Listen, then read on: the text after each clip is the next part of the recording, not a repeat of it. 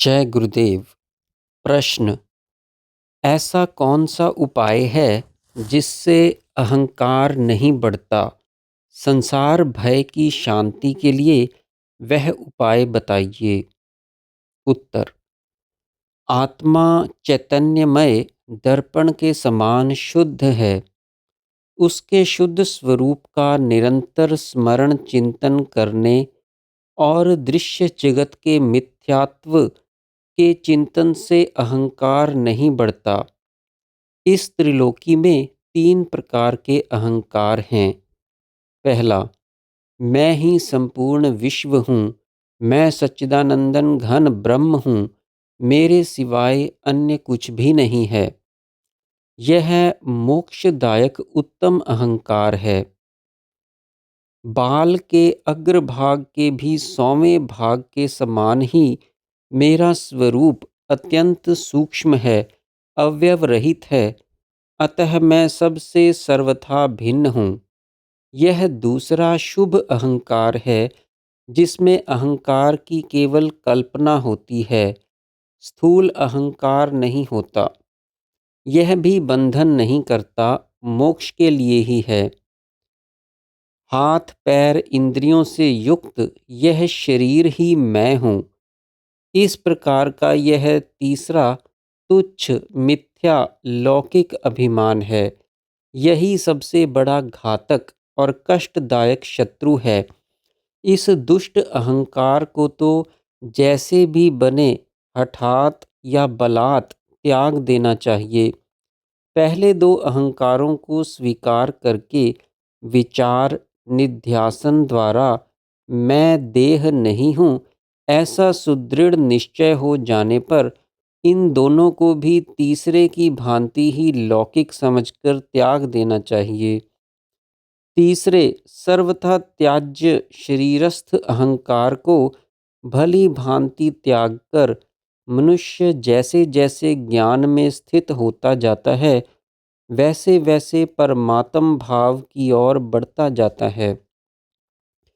प्रथम दोनों अहंकारों की भावना करते रहने से मोक्ष पद प्राप्त हो जाता है और फिर इन दोनों को भी त्याग देने पर सर्वथा अहम विस्मृति से उच्चतम पद परमात्म भाव प्राप्त हो जाता है।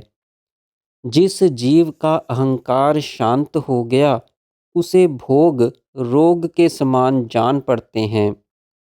वासना गर्भित बुद्धि की भोगों की इच्छा ही बंधन है और वासनाओं की निवृत्ति से भोगों की इच्छा का त्याग ही मोक्ष है। जिस भूमि में खैर के बीज बिखेर दिए गए हैं, उसमें कांटों के वृक्ष खैर ही उत्पन्न होंगे और जिसमें सरस फल फूलों के बीज बिखेर गए हैं, उसमें फूलों और फलों के पेड़ ही उगेंगे। इसी तरह बुद्धि में जैसी शुभ अशुभ वासनाएं संचित की गई हैं, उनसे वैसी ही शुभ अशुभ भोग वृत्तियां प्रकट होती हैं। वासना से आवृत चित्त दोषों को ही जन्म देता है। जिसमें वासना समूह नहीं है, अतः राग द्वेष भी नहीं है, ऐसी चंचलता रहित बुद्धि धीरे धीरे परम शांति को प्राप्त करती है। शुद्ध शुभ बुद्धि दोष रहित उत्तम गुणों को ही प्रकट करती है। शुभ भावों के अनुसंधान से मिथ्या ज्ञान मिटने लगता है, सत्संग फल देने लगते हैं और ध्यान समाधि आनंद देने लगते हैं। तब चित्त निर्द्वंद्व निष्काम उपद्रव शून्य हो जाता है। शास्त्रों के अर्थों के संबंध में उसके संदेह मिट जाते हैं। समस्त आकांक्षाओं सांसारिक पदार्थ देखने तथा पाने की उत्कंठाओं और दुश्चिंताओं का अभाव हो जाता है। हृदय में अज्ञान की गांठ खुल जाती है। इसके विपरीत वासनाओं के प्रसार से उसका जगत जाल बढ़ता जाता है। वह वर्तमान शरीर का त्याग करके दूसरे दूसरे देशों और कालों में अन्यान्य देह भाव धारण करता है। जैसी जैसी वासनाएं होती हैं, वैसे ही शरीर मिलते और नष्ट होते रहते हैं, और यह क्रम कभी बंद नहीं होता। महती शुभ वासनाओं से मनुष्य का चित्त महान होता है। जो चित्त है वही मन है, और वही मनुष्य है। बंधन मोक्ष द्वैत अद्वैत से रहित यह सब विज्ञान आनंदमयी ब्रह्म सत्ता ही है। ऐसा चिंतन मनन करते करते निश्चल निश्चय ही परमार्थ है। यह जगत परमात्मा का ही स्वरूप है, ऐसा अनुभूत ज्ञान हुए बिना यह दृश्य प्रपंच दुखदाई ही होता है। और ऐसा ज्ञान होने पर यही परमानंद मोक्ष प्रदान करता है। सागर में उठी लहरें अविचार अर्थात भिन्नता की कल्पना या भ्रांति से ही सागर से पृथक दिखती हैं। विचार करने अर्थात भ्रांति निवृत्ति पर तो वे सागर से अभिन्न सागर रूप ही हो जाती हैं। यही एकार्थ बोध है, और इसी को निर्विकल्पता भी कहते हैं। जो तरंगें अभी तक प्रकट नहीं हुई हैं, भविष्य में प्रकट होने वाली हैं, वे सभी सागर में अव्यक्त रूप में विद्यमान हैं। और जो उठकर शांत हो गई हैं, वे भी सागर में अव्यक्त रूप से अप्रकट तरंगों की भांति स्थित हो जाती हैं। इस तरह व्यक्त अव्यक्त सभी लहरों का वास्तविक स्वरूप अधिष्ठान सम शांत सागर ही है। ऐसे ही वर्तमान दृश्य प्रपंच भूतकाल में हुई और भविष्य में होने वाली सभी सृष्टियों का वास्तविक सत्तात्मक स्वरूप और अधिष्ठान एकमात्र सच्चिदानंद परब्रह्म परमात्मा ही है। उसके सिवा अन्य कहीं कुछ भी सत्तात्मक है ही नहीं। जैसे अत्यंत सूक्ष्म होने के कारण सर्वव्यापक आकाश नहीं दिखता, वैसे ही निर्वयव सच्चिदानंद परमात्मा सर्वव्यापी होकर भी अति सूक्ष्मता के कारण नहीं दिखता।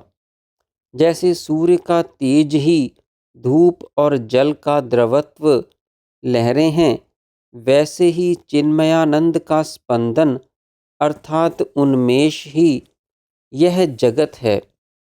जैसे जलमय सागर में उठने वाली अनेकानेक लहरें आवर्त भंवर आदि जलमय सागर से भिन्न नहीं हैं, वैसे ही ब्रह्म रूप चिन्मय सागर में उठने वाले तू मैं वह यह आदि नाना रूप में भासित जगत उस चैतन्य सिंधु से पृथक नहीं है।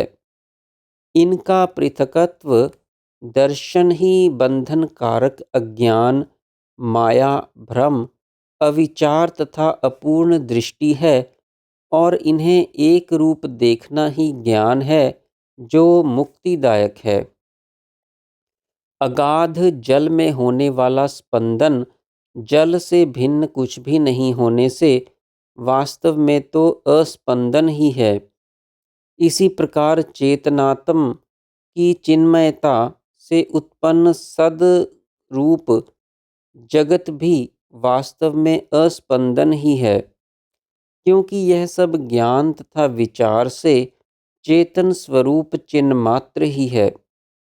अंतःकरण में स्थित मन का यह वस्तु ग्राह्य है, यह त्यज्य है, ऐसा विचार करना ही वासना है।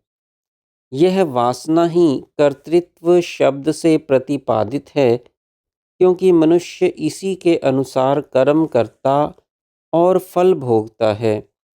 जिन्हें तत्व ज्ञान नहीं हुआ, वे कर्म करें या ना करें, उनमें वासनाएं रहने के कारण कर्तृत्व अवश्य रहता है, और कर्तापन के कारण भोक्तापन भी अवश्य रहता है।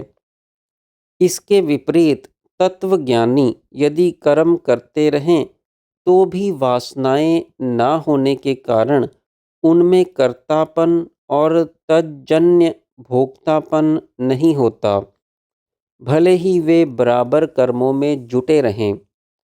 जैसे हाथी छोटी सी तलैया में नहीं डूबता, वैसे ही ज्ञानी पुरुष वासनामय चेष्टा रस में निमग्न नहीं होता। चित्त के संयोग के बिना कर्म करता हुआ भी ज्ञानी अकर्ता ही रहता है, क्योंकि उसका कर्म वासना रहित होने के कारण मन को लिप्त तथा प्रभावित नहीं करता। वह प्रयत्न पूर्वक किए गए हाथ पैर आदि इंद्रिय संचालन रूप कर्म के फलों को नहीं भोगता।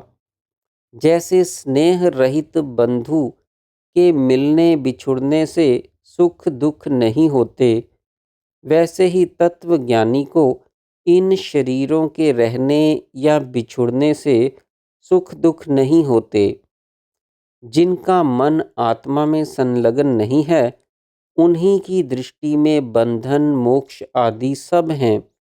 परमात्मा का यथार्थ ज्ञान होने पर बंधन मोक्ष और इनकी कारणभूत वासनाएं आदि कुछ भी नहीं हैं। जय गुरुदेव।